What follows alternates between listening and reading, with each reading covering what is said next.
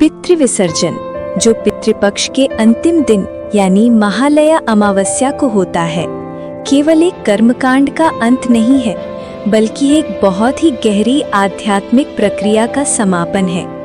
चलिए इसके आध्यात्मिक रहस्य को समझते हैं। इसे ऐसे समझें जैसे हमारे पूर्वज 16 दिनों यानी पूर्णिमा से अमावस्या के लिए हमारे घर अदृश्य मेहमान यानी इनविजिबल गेस्ट्स बनकर आते हैं। 1. मेहमानों का आगमन, पितृपक्ष का आरंभ। आध्यात्मिक मान्यता के अनुसार इन 16 दिनों के लिए हमारे पितर सूक्ष्म रूप में पृथ्वी पर अपने परिवार से मिलने आते हैं। वे आशा करते हैं कि उनके वंशज उन्हें याद करेंगे।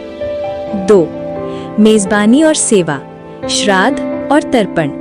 हमारा श्राद्ध, तर्पण और पिंडदान उनकी सेवा और मेजबानी है।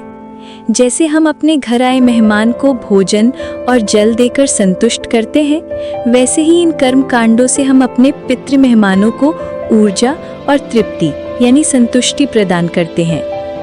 3. विदाई। पितृविसर्जन उस कृतज्ञतापूर्ण विदाई का दिन है जब हम अपने तृप्त हो चुके मेहमानों यानी पितरों को सम्मान के साथ विदा करते हैं। इस दिन हम प्रार्थना करते हैं, हे हमारे प्रिय पूर्वजों, हमारी सेवा स्वीकार करके तृप्त हों और हमें सुख समृद्धि का आशीर्वाद देकर अपने लोक में प्रस्थान करें। इसका आध्यात्मिक फल क्या है? जब मेहमान यानी पितर संतुष्ट होकर जाते हैं तो वे घर में आशीर्वाद और सकारात्मक ऊर्जा छोड़ जाते हैं। इस कर्तव्य को पूरा करने से हम पितृऋण से मुक्त होते हैं और हमारे जीवन में आने वाली बाधाएं दूर होती हैं। संक्षेप में, पितृविसर्जन केवल एक रस्म नहीं, बल्कि अपने पूर्वजों के प्रति प्रेम, कृतज्ञता और कर्तव्य का एक आध्यात्मिक समापन है जो दोनों लोकों में शांति और संतुलन लाता है।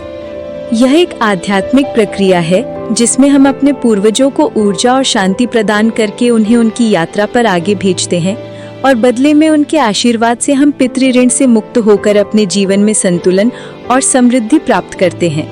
यह दृश्य और अदृश्य जगत के बीच एक सुंदर सेतु है। यहाँ दी गई जानकारी विभिन्न शास्त्रों, पुराणों, हिंदू दर्शन और लोक मान्यताओं पर आधारित है तथा सभी जानकारी सामान्य ज्ञान, शैक्षिक उद्देश्यों एवं सामान्य जागरूकता बढ़ाने के लिए है।